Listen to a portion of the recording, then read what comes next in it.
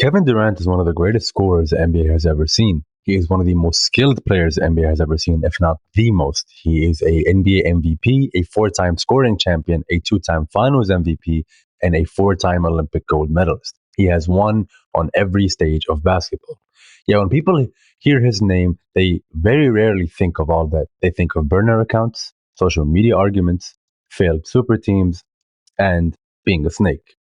Now, to really understand why people think that of Kevin Durant, we have to look back at his career, his early life, and what led to that.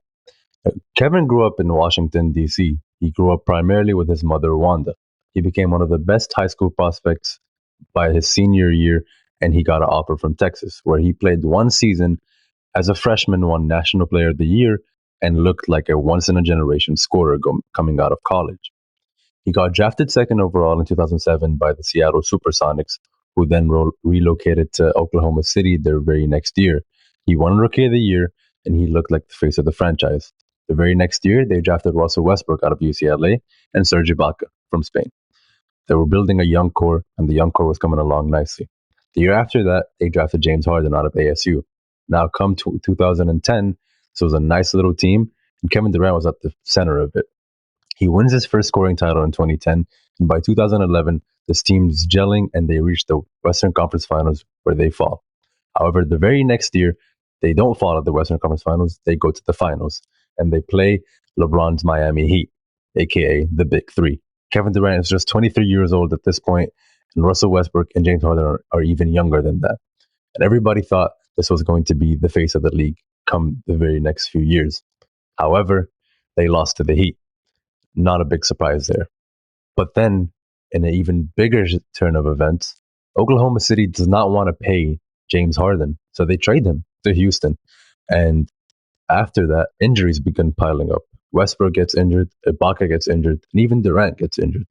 Every season seems to somehow end with something going wrong. Until 2014, Kevin Durant delivers one of the best offensive seasons ever.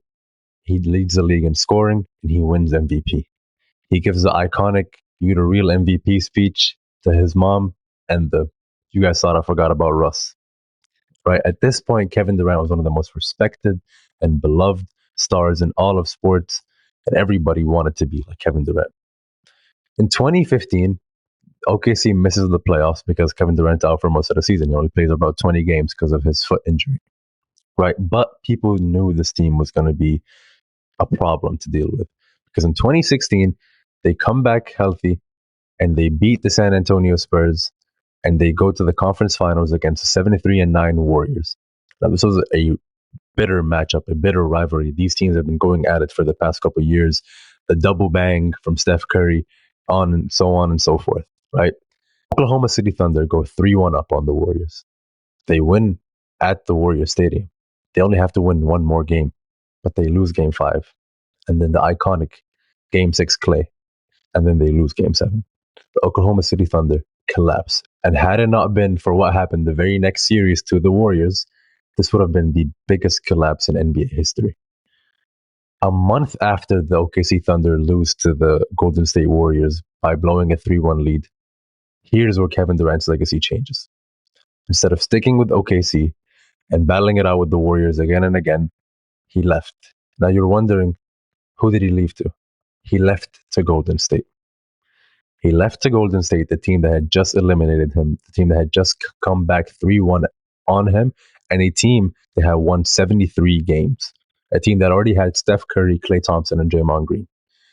Overnight, the public perception changed, many calling it the weakest move in sports history. To put this into football terms for somebody to understand is, imagine Messi leaving Barcelona and going to Real Madrid after losing to Madrid in the Champions League, but he was up 4-1 in the second leg.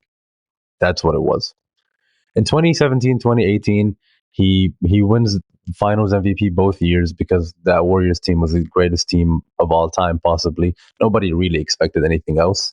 And they probably would have three-peated had he not got injured in 2019 when he tore his Achilles in the finals against the Raptors. After tearing his Achilles and his contract being up with the Warriors, instead of re-signing with the Warriors, Kevin Durant decides he wants to build his own team, and he goes to Brooklyn to team up with Kyrie Irving. He's injured, so he doesn't play the first year, but he comes back the next year. And the expectations are sky high. And had it not been for his foot being a size too big, he might have made it to the finals and probably won. We'll never know. But after that, he decides that Kyrie isn't enough. So they get James Harden back on board. And now it's Kyrie, James Harden, and Kevin Durant in Brooklyn. And again, it fails. Again and again and again. Kevin Durant cannot lead his team to a championship. He can't win without Golden State. He can't win without Steph Curry. So what does he do? He jumps ship again. He goes and joins the Phoenix Suns, a team that had made the finals against the Bucks.